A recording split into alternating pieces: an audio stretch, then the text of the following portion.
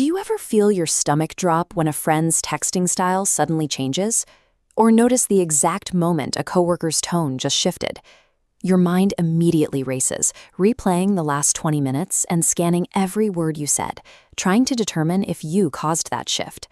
Many people would call this a symptom of general anxiety or a result of being too sensitive.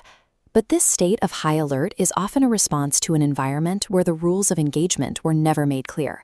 It's a persistent effort to map out an emotional landscape that feels constantly in flux, keeping a high-resolution scan on the people around you to ensure you're never caught off guard. The chronic exhaustion you feel at the end of the day is the energy cost of maintaining this protective scan, long after the immediate threat has passed.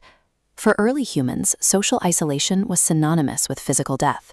If the group cast you out, you lost your only protection against the world. Because the stakes were so high, the brain developed rejection sensitivity, a radar system designed to detect the earliest signs that someone might be pulling away.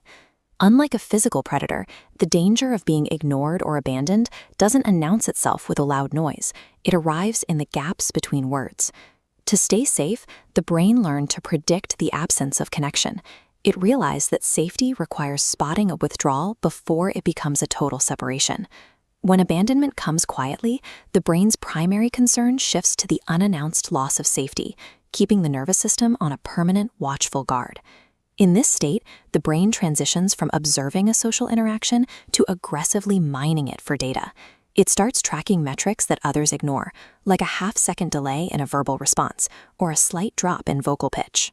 It logs micro-expressions, noticing the moment a facial muscle tightens before a person forces a smile.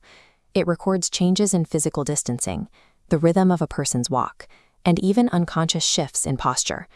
To a brain not trained for this, the sheer volume of these social inputs registers as chaotic noise. But the hypervigilant brain filters this noise by turning these behaviors into a structured dataset. This processing has a predictive goal: to identify a negative shift early enough to brace for the impact of rejection.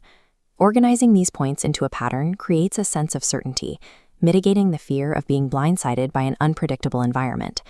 Tracking the details others miss is a strategy for regaining autonomy, allowing you to turn a chaotic social landscape into something you can navigate. When your brain operates this way, it is trying to manage panic by forecasting it. It is an attempt to stay one step ahead of a potential threat. Recognizing the survival roots of this mechanism makes it possible to view these reactions with objective self-compassion rather than judgment. You can learn to acknowledge the brain's protective alert without feeling obligated to treat that alert as an inevitable reality. This allows for an